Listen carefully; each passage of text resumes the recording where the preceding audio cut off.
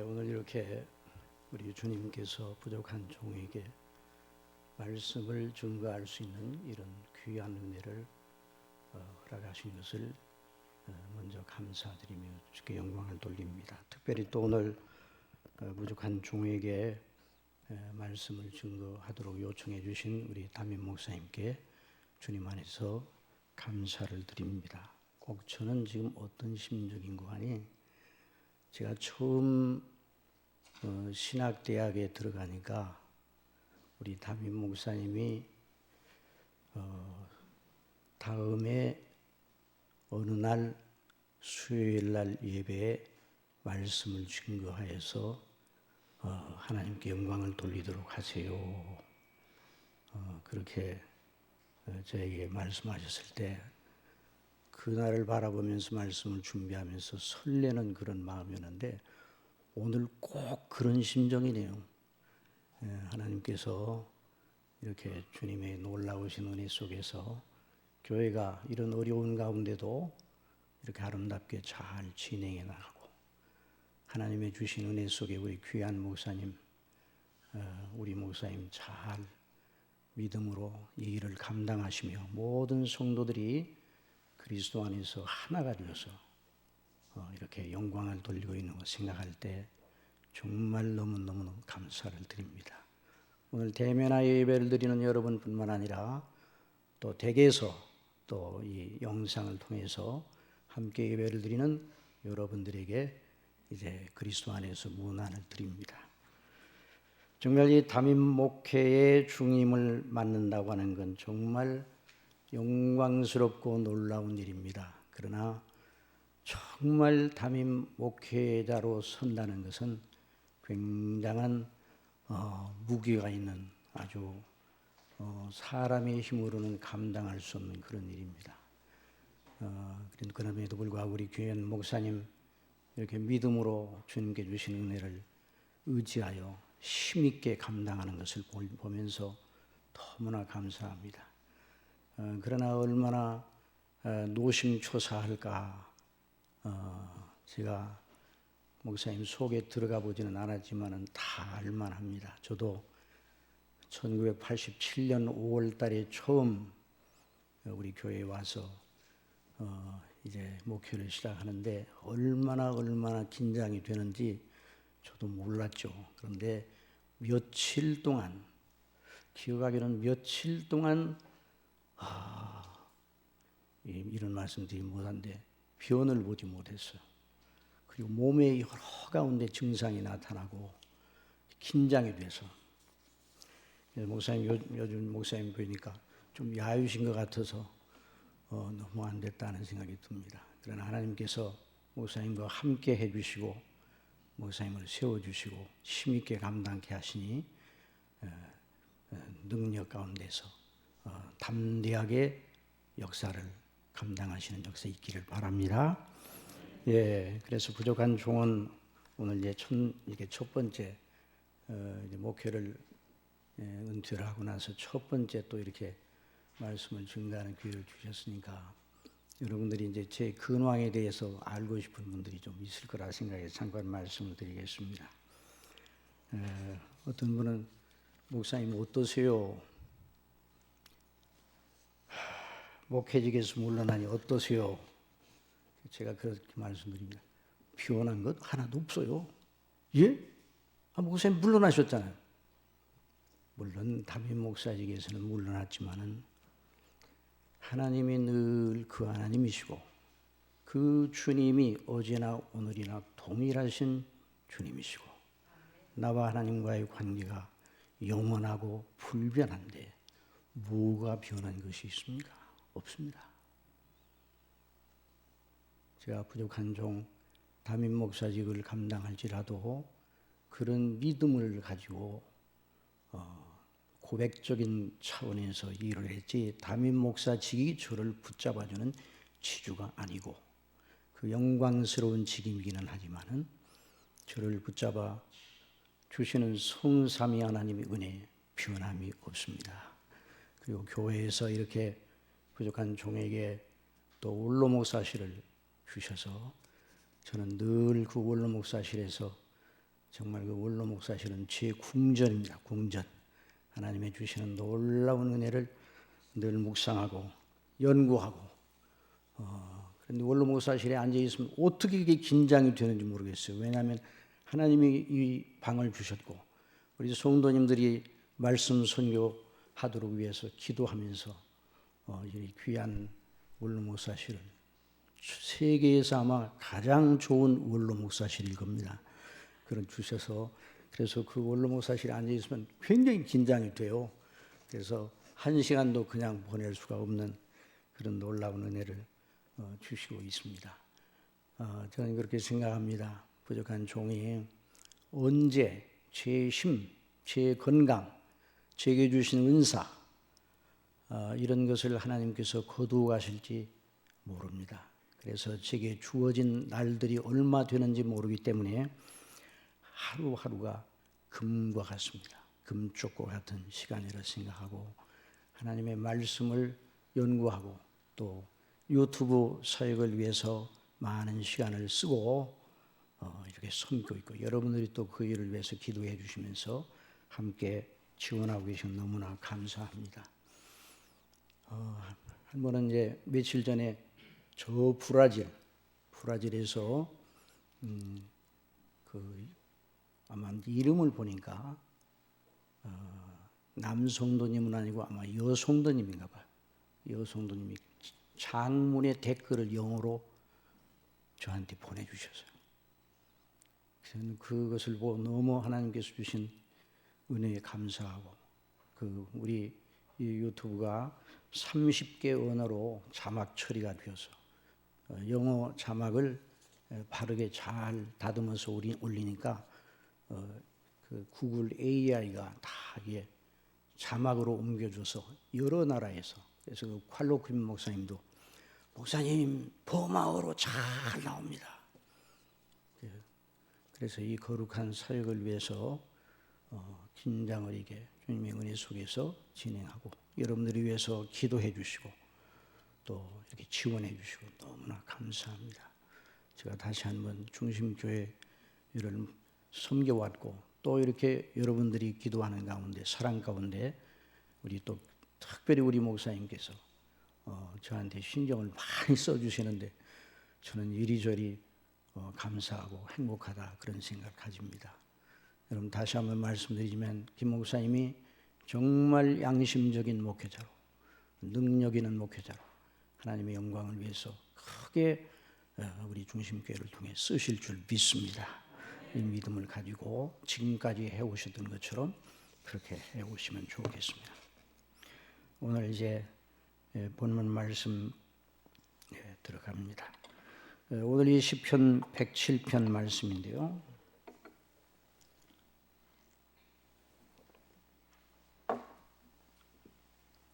오늘 이 107편 말씀은 사랑하시는 하나님께서 우리 영혼을 어떻게 다루시는가에 대한 것입니다. 특히 이 말씀은 고통 중에서 부르짖는 성도의 기도를 들으시고 건지시는 하나님 아버지의 인자하심과 선하심을 증거하고 있습니다. 그러므로 주님 성령께서 오늘도 저와 여러분 말씀을 들을 때에 큰 은혜 주셔서 오늘 이 광야와 같은 세상 순례길을 가는 우리가 하나님의 인자하심과 선하심을 따라서 어떻게 여러 상황에서 우리 아버지께 간구하고 은혜를 받으며 나아갈 것인지 그 은혜를 반드시 오늘 주실 줄 믿습니다. 자, 오늘 본문 107편 시편 107편 1절 여호와께 감사하라 그는 선하시며 그 인자하심이 영원함이로다. 여호와께 구속함을 받은 자는 이같이 말할지어다. 여호와께서 대적의 손에서 저희를 구속하사 동서남북 각 지방에서부터 모으셨도다. 이 말씀은 오직 여호와께 구속함을 받은 자들에게만 해당되는 주요한 요점을 말하고 있습니다. 자, 이 시편이 누구를 향한 말씀이라고요? 여호와께 구속함을 받은 자들에 대한 하나님의 말씀입니다. 하나님께서 창세전에 택하시어 그 죄에서 구원하시어 하나님의 영원한 기업으로 삼으신 자들에 대한 하나님의 각별하신 처사를 말하고 있습니다. 우리가 성경을 읽거나 강론할 때 아주 유념해야 할 일은 모든 성경이 궁극적으로 모든 인류를 향한 것이 아니다 하는 것을 말씀을 통해서 발견합니다. 궁극적으로 하나님의 구속받은 백성들을 향하여 주시는 말씀이다. 온 인류를 향하여 말씀이 광포되어야 하기는 하지만 그 말씀을 누가 들을 수 있는가? 하나님께 구속함을 받은 자만 들을 수 있습니다. 여러분, 사도 바울이 로마서를 기록하여 편지로 로마 교회에 보내는데요, 사도 바울은 자기의 편지 그 로마서가 당시 로마 시민 전체가 받을 것을 생각하고 보내는 것이 아닙니다. 로마서 1장 7절에 로마에서 하나님의 사랑하심을 입고 성도로 부르심을 입은 모든 자에게 하나님 우리 아버지와 주 예수 그리스도로 쫓아 은혜와 평강이 있기를 원하노라. 로마에 있어 하나님의 사랑하심을 받은 자들, 그들을 향하여 로마서를 기록하여 편지로 보냈습니다. 오늘의 시편의 말씀도 분명하게 밝히고 있습니다. 여호와께 구속함을 받은 자는 이같이 말할지어다. 그러면서 시편 기자를 통해 성령께서 말씀하셨습니다. 시편 107편 2절에 여호와께서 대적의 손에서 저희를 구속하사, 대적의 손에서 저희를 구속하사 동서남북 각 지방에서부터 모으셨도다. 여기서 시편 기자가 말하는 대적은 당시로서는 이스라엘을 괴롭게 하는 여러 변방의 세력들을 가리켰겠지만은, 그러나 이 말씀을 기록하게 하신 성령께서는 더 주요한 요점을 가지고 우리에게 말씀하십니다. 하나님을 대적하는 세력, 곧 인간의 죄, 세상의 풍조, 그것을 통하여 악하게 시험하여 하나님을 등지라 유혹하고 회방하는 사단에게 속한 악한 영들, 이것이 바로 하나님을 대적하는 세력입니다. 그런데 하나님께서 우리를 택하시고 우리의 죄의 값을 그 아들로 치르게 하시고 더 이상 하나님의 원수, 하나님의 대적의 손에 있지 못하게 우리를 빼어내셔 당신의 품에 안으시고 영원한 기업으로 삼으셨다 말씀하고 있는 거예요. 요한복음 10장 27절에 내 양은 내 음성을 들으며 나는 저희를 알며 저희는 나를 따르느니라. 내가 저희에게 영생을 주노니 영원히 멸망치 아니할 터요 또 저희를 내 손에서 빼앗을 자가 없느니라. 저희를 주신 내 아버지는 만유보다 크심에 아무도 아버지 손에서 빼앗을 수 없느니라. 히브리서 2장 13절 이하에 또다시 내가 그를 의지하리라 하시고 또다시 볼지어다 나와 및 하나님께서 내게 주신 자녀라 하셨으니, 하나님께서 내게 주신 자녀들은 혈육에 함께 속하였으며 그도 또한 한 모양으로 혈육에 함께 속하심은 사망으로 말미암아 사망의 세력을 잡은 자 곧 마귀를 없이 하시며 또 죽기를 무서워함으로 일생에 매여 종노릇하는 모든 자들을 놓아주려 하심이니 이는 실로 천사들을 붙들어 주려 하심이 아니요 오직 아브라함의 자손을 붙들어 주려 하심이라. 아브라함의 자손은 누군가? 혈통적 아브라함 자손을 말하는 것이 아니라 아브라함의 믿음에 속한 백성들, 이방인이든 유대인이든, 그렇게 하나님께서 택하시고 구속하시고 그 구속의 은택으로 구원하신 자들을 모으셨다. 그래서 동서남북에서 모으셨다. 그래서 모으셨다. 이 모으셨다는 말은 무엇인가? 이게 바로 교회를 가리키는 것입니다. 동서남북 각 지방에서 모으셨도다.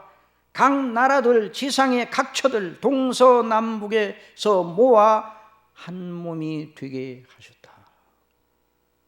이 교회의 존재, 교회의 비밀스러운 요청입니다. 교회는 그냥 사람들이 모이는 곳이 아닙니다. 교회는 본질적으로 하나님께서 택하시고 그리스도께서 구속하시고 성령께서 인치셔서 거듭나 구원하신 자들을 모이게 한 신령한 주님의 몸입니다. 이 모임을 성삼위 하나님께서 조성하셨고 견지하시고 그 교회 안에 함께 계시고 그 교회를 당신의 성소로 여기십니다. 그래서 교회를 가리켜 아버지의 집이라. 우리 주 예수 그리스도의 몸이라. 성령께서 거하시는 성전이라, 성소라 그렇게 말합니다.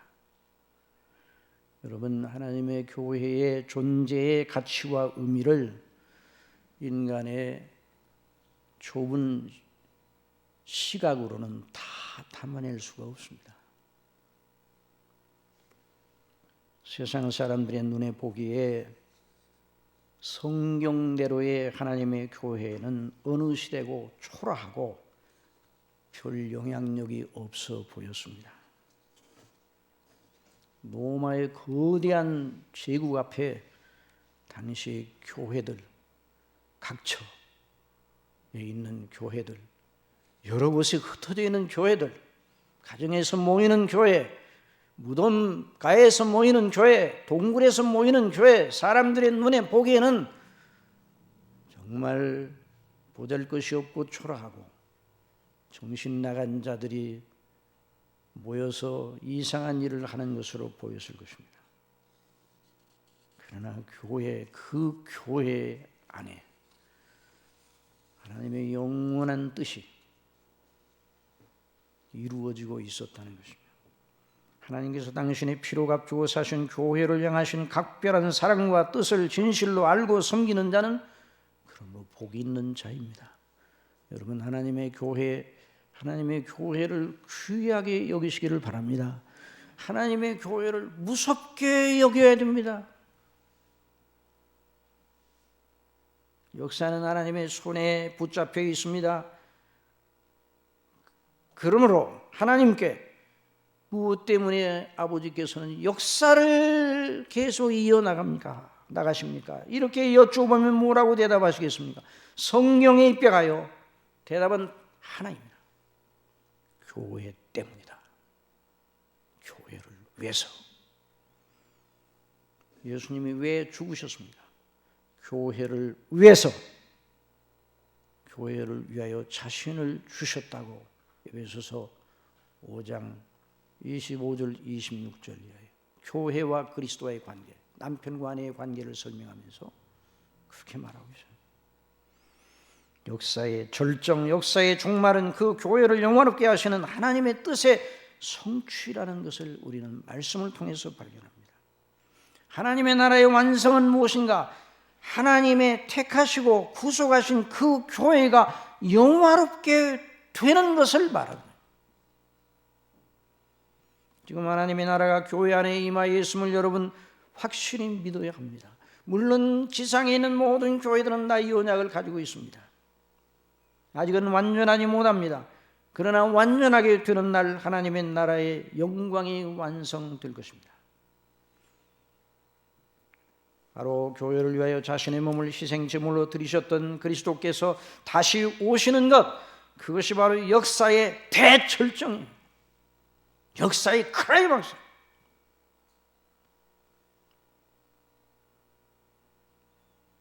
그러므로 이 시편 기자를 통하여 성령께서 말씀하십니다. 여호와께 구속함을 받은 모든 자들은 말하라. 뭐라고 말하는가? 여호와의 인자하심과 인생에게 행하신 기이한 일을 인하여 그를 찬송할지로다. 저와 여러분이 그 믿음과 소망, 성삼위 하나님을 향한 사랑으로 하나님의 교회를 섬기면 참으로 복이 있습니다. 여러분의 이름이, 저와 여러분의 이름이, 그런 믿음으로 섬기는 저와 여러분의 이름이 하늘의 생명책에 기록된 것을 인하여 기뻐하시기 바랍니다. 다시 한번 강조합니다. 하나님께서 당신의 이름의 영광을 나타내시는 반사경이 무엇인가? 하나님의 영광이 자연 만물을 통해, 꽃들을 통해, 봄꽃들이 얼마나 찬란하고 아름답습니까? 모든 우주 만상을 통해, 역사를 통해 하나님의 영광이 반사. 계시의 통로들이에요. 그런 모든 것들이. 일반 계시예요. 그런데 하나님의 영광을 가장 찬란하고 명확하게 그 영광을, 그 속성과 성품의 영광을 드러내시는 하나님의 디스플레이어가 무엇인가? 하나님의 그 놀라운 반사경이 무엇인가? 하나님의 영광을 드러내는 반사경이 교회입니다.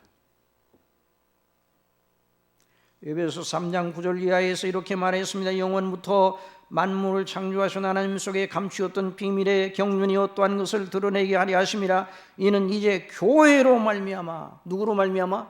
교회로 말미암아 하늘에서 종사와 권세들에게 하나님의 각종 지혜를 알게 하려 하심이니. 이 말씀을 다르게 번역하면 이제 교회로 말미암아 하늘에 있는 정사와 권세를 맡은 천사들에게 하나님의 다중적인 지혜를 알게 하신다, 이렇게 말씀합니다. 천사들은 하나님을 모시고 있기 때문에 지상에 있는 우리보다도 하나님의 영광을 아는 지식이 더 출중할 것입니다. 그러나 천사들이 하나님을 늘 모시고 있다고 해서 하나님의 얼굴을 직접적으로 응시할 수 없습니다. 예수님의 제자들이 3년 반 동안 예수님과 함께 숙식을 같이 하면서 있었지만 예수님을 다 알아보지 못한 것처럼 하늘에 있는 천사들이 하나님을 모시고 있지만 그 모시고 있다는 것 자체가 하나님을 다 알 수 있는 경지에 이른다는 것을 의미하지 않습니다. 하나님을 아는 길은, 피조물이 하나님을 아는 길은 하나님께서 당신의 영광을 드러내시는 계시의 통로를 통해서만 알게 되는 거예요. 여러분, 저와 여러분이 하나님을 아는데 뭘 통해서 하나님을 압니까? 하나님의 계시의 통로인 성경을 통해서, 계시의 말씀인 성경을 통해서 하나님을 압니다. 자연 만물도 하나님의 창조 하신 그 모든 영광이 자연 만물을 통해서, 그걸 통해 우리 하나님의 영광을 보는 것이죠.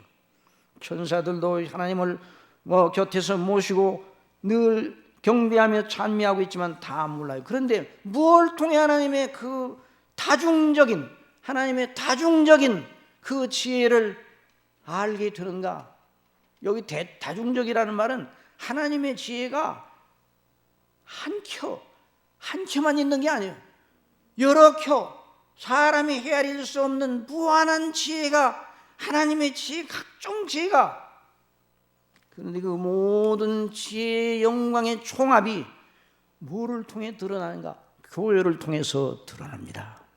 교회를 그리스도 안에서 구속하시고 그걸 통해서 하나님의 나라를 이루시는 하나님의 그 행사를 보고 천사들이, 하늘에서 정사와 권세를 맡은 천사들이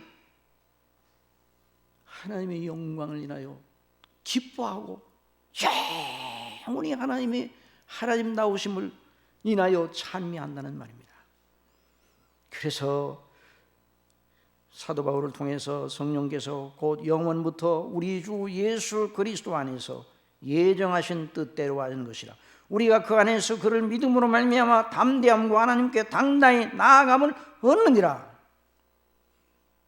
그러니 사랑하시는 성도 여러분, 교회는 대중들이 모인 종교 집단이 아니에요. 하나님께서 불러내어 모인 자들의 모임입니다. 에클레시아, 한번 따라합시다. 에클레시아라는 말은 에클레시아, 어디로부터 불러내어 모여진 모임, 이것이 바로 교회입니다.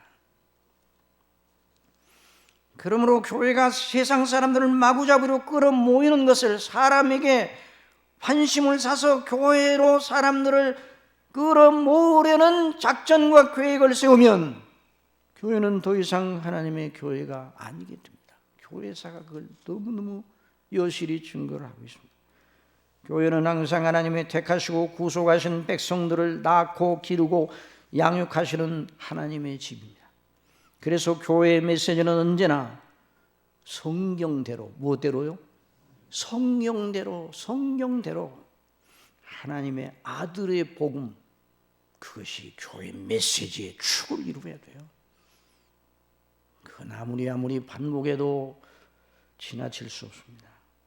물론 그 메시지가, 복음의 메시지가 항상 사람들에게 환영을 받는 것이 아닙니다. 또 저와 여러분이 하나님의 백성들이지만 아직도 연약하기 때문에 하나님의 복음의 영광에 대해서 아는 그런 정도가 아직도 수준이 낮아서 어떤 때에는 다른 것이 더 좋아 보일 수도 있습니다. 그럼에도 불구하고 교회는 오직 복음에만 집중해야 합니다. 그 교회 안에서 성삼위 하나님께서 일하시는 것입니다.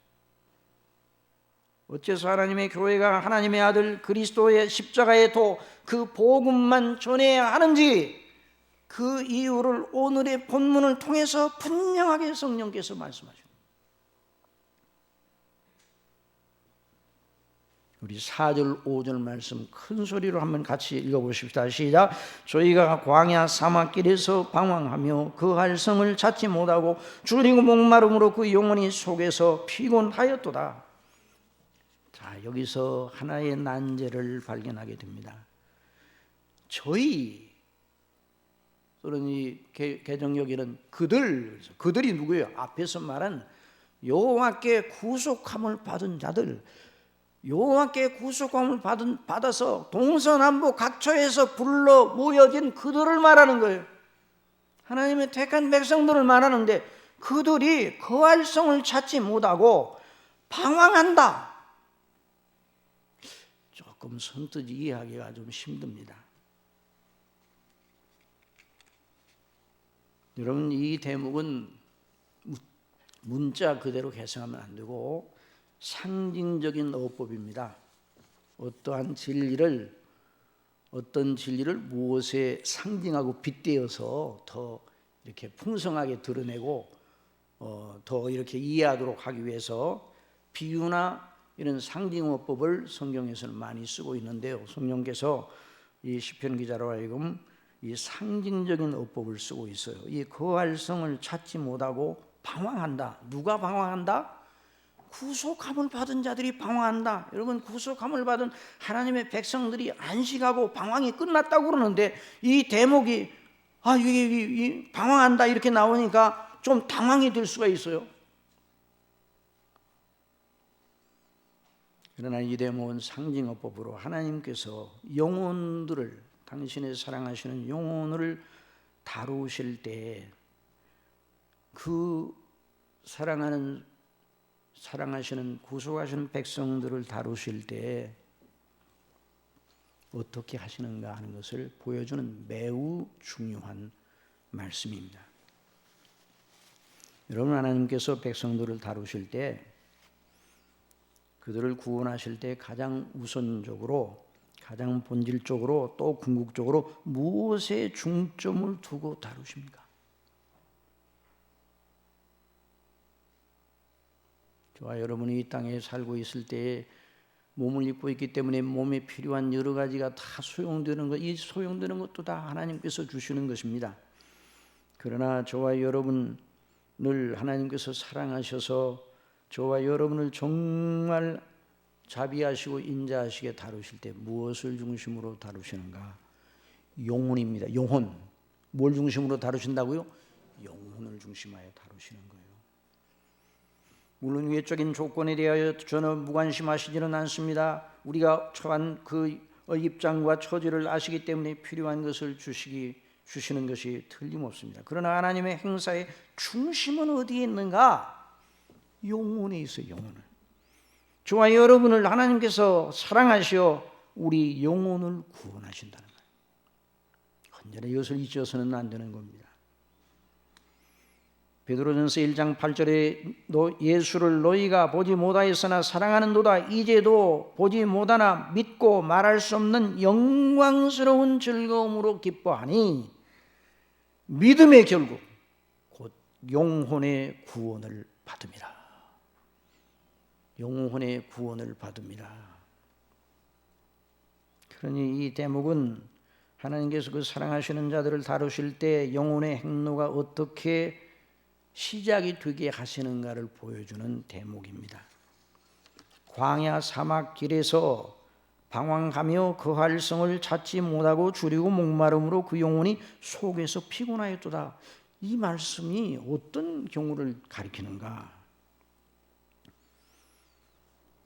그 영혼을 하나님께서 터치하시면, 다루시면 그 속에 이전에는 알지 못하던 새로운 방황이 시작이 된다 이 말이에요. 왜 그렇게 되는가? 그 이치를 들어보시기 바랍니다. 영혼을 다루실 때, 말씀을 통해 영혼을 다루실 때 말씀을 보내사 성령님으로 말미암아 그 영혼을 거듭나게 하시는 거예요. 사람이 거듭나게 될 때 어떤 일이 벌어지는가? 베드로전서 1장 23절에 너희가 거듭난 것이 썩어질 씨로 된 것이 아니요 썩지 아니할 씨로 된 것이니 하나님의 살아있고 항상 있는 말씀으로 되었느니라. 그러므로 모든 육체는 풀과 같고 그 모든 영광이 풀의 꽃과 같으니 풀은 마르고 꽃은 떨어지되 오직 주의 말씀은 세세토록 있도다 하였으니 너희에게 전한 복음이 곧 이 말씀이니라. 예수께서 대답하여 가라사대 진실로 진실로 내게 이르노니 사람이 거듭나지 아니하면 하나님 나라를 볼 수 없느니라. 거듭남, 한번 따라합시다. 거듭남. 이 거듭나게 하시는 하나님의 역사를 따라 우리가 예수님을 믿고 하나님을 경외하는데요, 이 거듭나지 아니하고는 성경대로 참 믿음을 가질 수가 없어요. 하나님의 택한 백성들을 하나님께서 구속하셨죠. 그리스도 안에서 성령님으로 거듭나게 하시는 역사가 있는데, 그래서 이것을 존 프라벨 목사님, 청교도 존 프라벨 목사님은 그 은혜의 방식이라는 그런 귀한 명저 속에서 거듭남을 새로운 창조로 말하고 있어요. 저와 여러분이 예수님을 믿는 것이 도를 닦다가 뭘 연구를 많이 하다가 인격 도야를 하다가 예수님을 믿은 게 아니에요. 그 결과로 거듭남으로, 거듭나게 하심으로 저와 여러분으로 하여금 예수님을 믿게 하셨습니다. 그러니 고린도후서 5장 17절에 그런 적 누구든지 그리스도 안에 있으면 새로운 피조물이라 이전 것은 지나갔으니 보라 새 것이 되었도다. 거듭난다 하면 사람이 죄와 허물로 영적으로 죽었었는데 깨어 살아난다는 말을, 그것을 말하는 것이죠. 영적으로 죽었다, 살았다는 그 핵심은 뭐예요? 영적으로 죽었다는 것이 뭡니까? 하나님께 대하여 죽었다는 거예요. 영적으로 살았다, 하나님께 대하여 눈을 떴다는 거예요. 하나님께 대하여. 하여튼 저와 여러분이 이 세상에 있을 때는 영원한 그 저와 여러분의 존재의 가장 핵심이 뭔가? 하나님과의 관계에 있습니다. 그 하나님께 대하여 우리가 누구냐의 모든 관건이 있는 것입니다. 영적으로 죽었다는 건 하나님께 대한 의식이 전혀 없는 상태를 말하는 거예요. 그의 생각과 마음과 가치관과 삶의 의미 아니 자신의 존재의 의미, 생존의 의미, 그 전체 속에 하나님이 계시지를 않습니다. 물론 거듭나지 않은 자들도 철학적으로 또 종교적으로 또 도덕적으로 하나님에 대한 의식이 불티처럼 가끔 불티처럼, 바람이 날리는 불티처럼 가끔 그 심령 속에서 나오기는 합니다. 그러나 거듭나지 못한 자연인에게는 가끔가다 일어나는 그 하나님의 생각일 뿐 하나님이 그 중심 원리에 있지를 않습니다. 영적으로 죽은 자, 거듭나지 못한 사람은 자기 존재의 의미와 삶의 목적과 가치를 성경의 하나님 안에서 찾지 않고 세상에서 찾습니다. 세상이 그의 전부입니다. 이건 뭐 누구나 마찬가지예요. 어느 나라, 어느 문화권, 어느 시대 거듭나지 않으면 이 세상에 몸을 입고 사는 날 동안에 세상에서 보고 겪고 만져보고 맛보는 그것이 그 사람의 전부인 것이죠. 영적으로 죽어 있는 것이죠.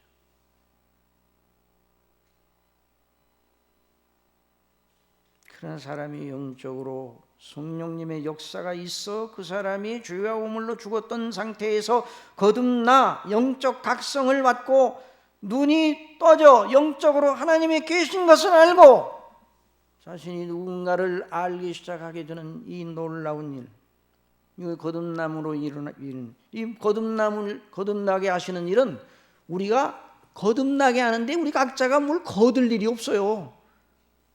죽어 있는데 어떻게 거들어요? 이 거듭남의 역사는 하나님의 전적인 하나님의 행사인 줄 여러분이 믿으시기 바랍니다. 전적으로 하나님만 하시는 일이에요. 그 거듭나면 그 거듭남이 가장 확실한 표정이 뭔가? 늘 우리가 강조했던 대로 성경의 하나님을 믿는 것으로 나타납니다. 어떤 하나님이요? 성경의 하나님이 성경의 하나님이라는 말이 중요한 것이에요. 여러분 이단들이나 다른 종교를 가진 사람들도 가장 높은 자, 광상제, 천신, 여러 가장 높은 존재에 대한 얘기를 안 하는 게 아니에요.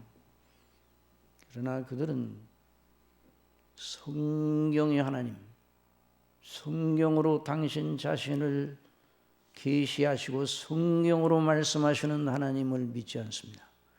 거듭나면 성경으로 말씀하시는 하나님을 믿게 됩니다. 성경이 믿어지게 됩니다. 성령대로 하나님께서 세상을 창조하신 것이 믿어지는, 성령대로 판단하시고 성령대로 구원하시고 심판하시는 그 하나님이 그 영광과 그 위엄과 권위와 그 속성과 그 완전하심에 대한 눈이 떠지게 되는 것입니다. 그리고 그 하나님을 아는 지식이 그 사람의 중심을 차지하게 됩니다. 이런 변화는요, 천지개벽을 하는 것보다 더 큰 변화입니다. 그래서 새로운 창조를 성령내로 이걸 강조할 필요가 있습니다. 이단들도 하나님에 대해서 얼마나 열심입니까? 성경대로 아니라 이 말. 사람이 거듭나게 되면 성령이 하나님의 말씀임을 알게 되고 믿게 되고 그 성령의 말씀을 자기에게 하시는 말씀으로 들려지게 되는 거예요. 성경 말씀. 여러분 자신을 한번 점검해 보세요. 성경을 다 이해하지는 못하죠. 우리가 성경에 대한 지식이 크지 못할 수 있습니다. 아니 우리가 성경을 다 안다고 할 사람이 누가 있겠어요? 그러나 하나님의 말씀인 성경 말씀이 어떤 부분도 다 살아계신 하나님의 말씀으로 믿어지고 성경을 강론할 때 여러분의 심령 속에 아멘 아멘 하는 화답이 있는 역사가 있을 때 거듭난 사람들입니다. 거듭난 자만 그렇게 됩니다. 그래서 성령대로 성령의 하나님을 믿게 되는데 거듭난 자는 그래서 정말 이전에 없던 것, 하나님 없는 인생관을 다 버리고 하나님이 계신 인생관을 새롭게 관점과 가치가 달라지게 되는 것이죠. 하나님을 중심에 모시게 되는 것이죠. 그래서 그 영혼의 행로 속에서 성령께서 이전에 없던 새 생명, 그리스도 안에 있는 새 생명을 넣어줘 그 성향을, 그 칩을, 영광의 영생의 그 씨를 넣어주시니까 그 영혼이 이전과는 다른 성향을 가지고 영혼의 기관인 마음과 생각을 통해서, 이 마음과 생각은 영혼의 기관이에요. 새로운 생각, 전혀 생각되지도 않는 것이 생각되게 되는 거예요. 그 의식이 그 사람을 사로잡습니다. 그래서 하나님을 중심에 모시고 이제 새로운 갈증, 새로운 소욕이 그 속에 생기는데 그 사람에게 가장 중요한 것이 하나님과의 관계입니다. 뭐라고요? 하나님과의 관계입니다. 하나님과의 관계는 10년, 20년, 50년, 100년에서 끝나는 것이 아니라 하나님과의 관계는 영원합니다. 여러분 영혼을 사모하는 마음을 사람에게 주셨다고 그랬는데 전도서에는 영혼을 사모하는 마음을 누구에게 주신 모든 인생에게 본질적으로 다 주시기는 했는데 죽어서 죽어 있어 영원을 사모하지를 못합니다. 단견적이에요. 그러나 거듭나게 되면 영원을 사모하는 마음이 생기고 새로운 갈증, 새로운 소욕, 하나님과의 바른 관계에 집착하게 되는 거예요. 그러나 이것이 갈증이에요. 이것이 갈증. 하나님에 대한 갈증이 일어나게 됩니다. 이런 갈증으로 늘 헐떡이는 저와 여러분이 되도록 성령께서 인도해 주시기를 바랍니다. 이 갈증이 넘치게 될 때 그 사람은 고통을 하게 돼요. 고통, 그것 때문에 고통을 하지만 그 고통은 후회할 것이 없는 고통이에요. 하나님과에 대한 갈증, 성령대로 하나님과 바른 관계에 있는 것이 최상의 가치, 영원한 가치예요.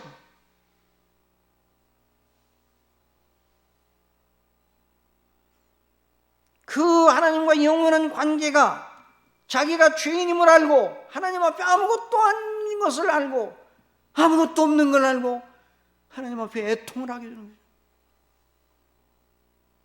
심령이 가난한 자는 복이 있다, 애통하는 자는 복이 있다, 예수님 말씀해 주셨는데 거듭난 사람의 영혼의 상태를 말하는 것입니다. 하나님과의 영원한 관계에 대한 것이 해결되기 전에는 안식할 수 없어요. 그래서 새로운 목마름, 새로운 방황이 그 속에 시작이 된 거예요. 세상에서 그 목마름을 채워줄 것이 있는가? 이전에는 세상이 자기에게 자기의 목마름을 채워줄 것이 세상이 다 있어요. 이전에는, 거듭나기 전에는. 그러나 거듭난 후에는 세상을 아무리 뒤집어봐도 무엇이 하나님과의 관계를 정상화시킬 수 있는 죄밖에 없는 내가, 하나님의 진노 아래는 내가 어떻게 해야 이 하나님과의 관계를 정상화하여 하나님과 화목하고 화해하고 영원토록 하나님의 은택 아래 있을까? 이걸 세상에서 찾을 수가 있나요? 없어요. 이전에 세상 속에 자기 원하고 갈증을 느끼는 모든 걸, 자기를 행복하게 하는 모든 게 다 세상에 있었어요. 그러나 이제 거듭난 사람은 자기의 새로운 갈증, 새로운 소욕, 하나님과의 영원한 관계를 보장하는 그 안식의 조건이 전혀 없음을 알게 되었어요. 그래서 저희가 광야 사막길에서 그 활성을 방황하며 그 활성을 찾지 못하는 것과 같은 내면의 모양을 보이게 되는 거예요. 그래서 거듭나게 될 때 처음에 마냥 행복한 것이 아니에요. 그래서 줄이고 목마름으로 그 영혼이 속에서 피곤하였도다. 그 갈증이 해소되지 않으면 고통이죠. 여러분, 고통이에요. 여러분, 지금 이 물이 있으니까 우리가 물을 마신다. 이게 물을 마실 때 얼마나 우리가 시원합니까? 갈증을 해소하는 게, 이 물이 우리의 갈증을 해소하도록 하나님께서 주신 것이에요.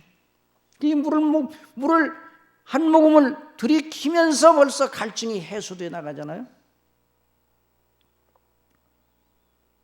그런데 거듭난 사람이 새롭게 느끼는 그 새로운 갈증, 새로운 소욕, 하나님과의 영원한 관계, 하나님과의 의로운 관계, 이걸 채울 것이 뭐가 있냐 이 말이에요.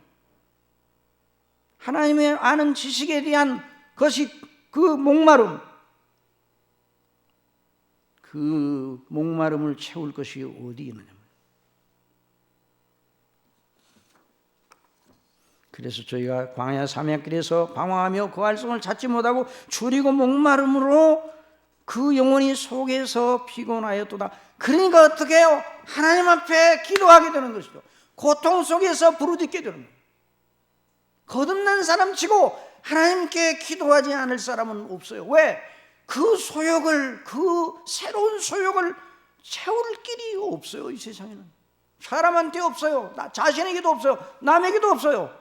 이 세상에 좋은 것 다 그 사람이 갖다 주어도 그것이 아니에요. 그것이 아니에요. 그래서 하나님 앞에 거듭나게 되면 애타게 하나님의 자비와 긍휼을 구하게 되는 거예요. 그래서 거기 본문 말씀에 있는 것처럼 6절 나같이 봅시다. 6절 나같이 시작. 이에 저희가 그 근심 중에 여호와께 부르짖음에 그 고통에서 건지시고, 갈증은 채워지지 않으면 고통이죠.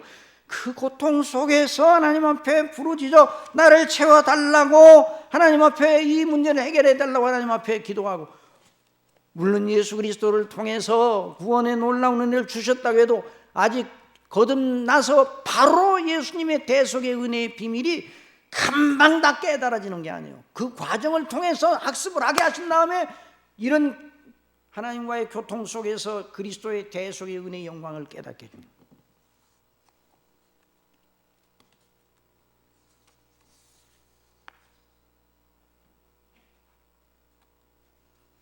그러니 그 거듭난 사람의 갈증, 그 소욕을 인하여 그가 고통을 당하는데, 하나님 앞에 부르짖음에 그 고통에서 건지셨다고 그래서 바른 길로 인도하사, 바른 길로, 그 거듭난 사람을 바른 길로 인도하사 그 갈증을 채우도록, 그 목마름을 채우도록 거할성에 이르게 하셨다.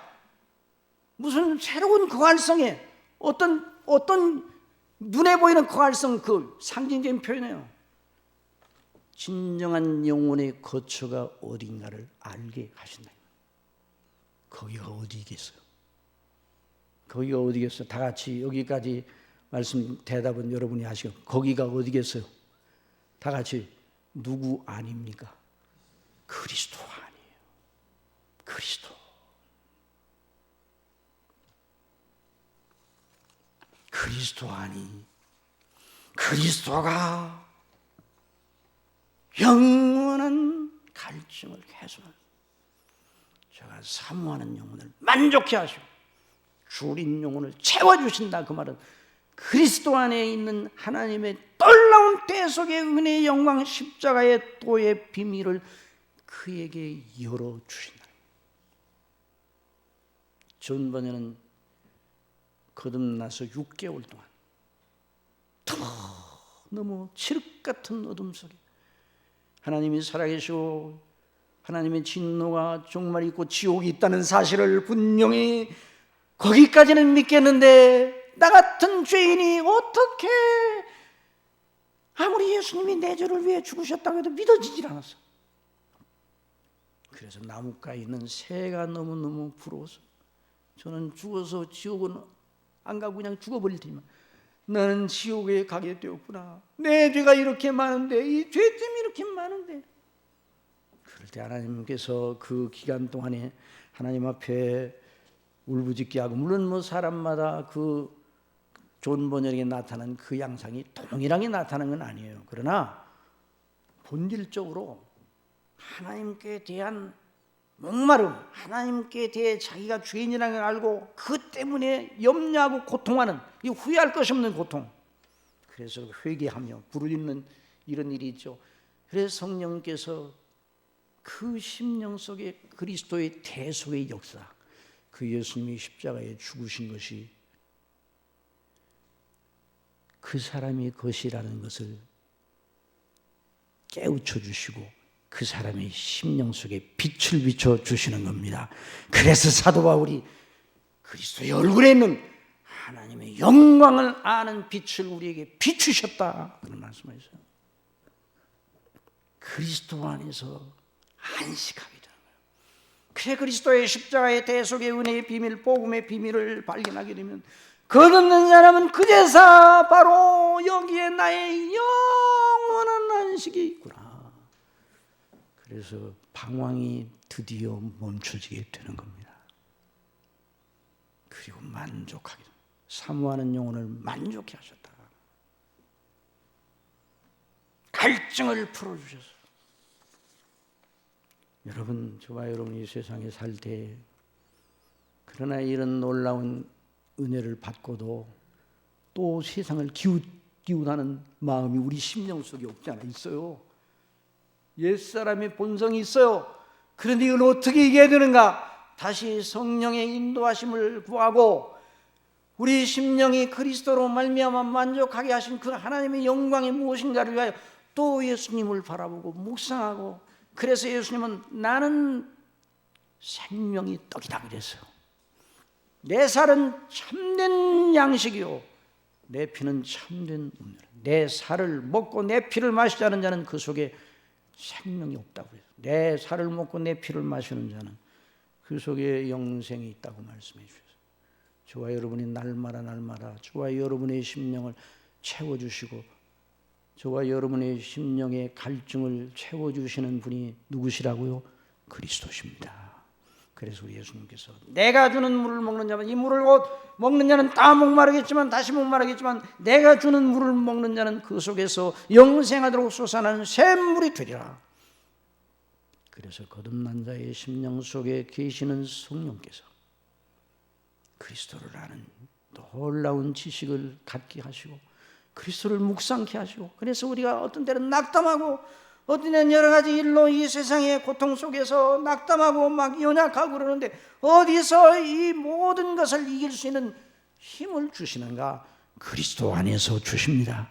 그래서 그리스도의 십자가의 대속의 은혜와 부활의 영광과 그리스도에 대해서 성령에 쓰이는 대로 계속 묵상을 하게 되면 어떤 상황에서도 이기는 자로 능력자로 나타나게 하시는 겁니다. 그러므로 사도 바울이 내게 능력 주시는 자 안에서 내가 모든 것을 할 수 있다고 말하는 것입니다.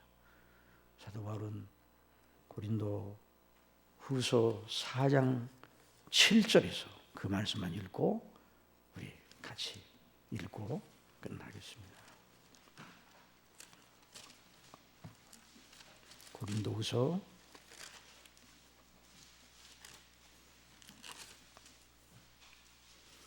4장 4절부터 한번 보십시다. 4절부터 큰 소리로 6절 7절까지 큰 소리로 함께 읽읍시다. 시작. 만일 우리 복음이 가리웠으면 망하는 자들에게 가리운 것이라. 그 중에 이 세상 신이 믿지 아니하는 자들의 마음을 혼미케 하여 그리스도의 영광의 복음의 광채가 비치지 못하게 하매니 그리스도는 하나님의 형상이니라.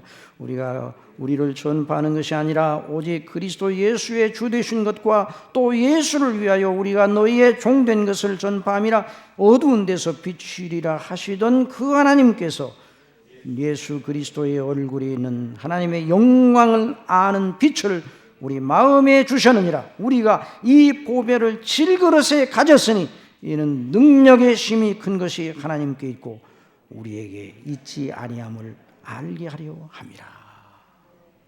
이 놀라운 은혜가 우리에게 허락되었습니다. 하나님께 구속함을 택하심을 받고 구속함을 받고 이미 구원받은 우리는 이 그리스도 안에서 우리의 영원한 안식처, 영원한 우리의 거처를 찾고 그리스도라는 지식으로 날마다 배부르고 영화롭고 그래서 늘 어떤 경우에도 이 세상 광야길에서 영적으로 성령의 감동하심을 따라서 싸워 이겨 그리스도로 충만한 이런 놀라운 은혜를 베풀어 주실 줄 믿습니다. 우리 교회가 이런 교회로 계속 나가게 하여 주옵소서. 기도드리겠습니다. 아버지 하나님, 우리의 영원한 거처이신 주님을 저희를 위하여 내어주신 아버지, 오늘 주신 말씀대로 저희의 영원한 거처는 그리스도, 저희 영혼을 영원히 항상 만족해 하시는 분은 그리스도이심을 알고 그리스도의 영광으로 충만한 저희가 될 수 있도록 인도해 주옵소서. 예수님의 이름으로 기도드리옵나이다. 아멘.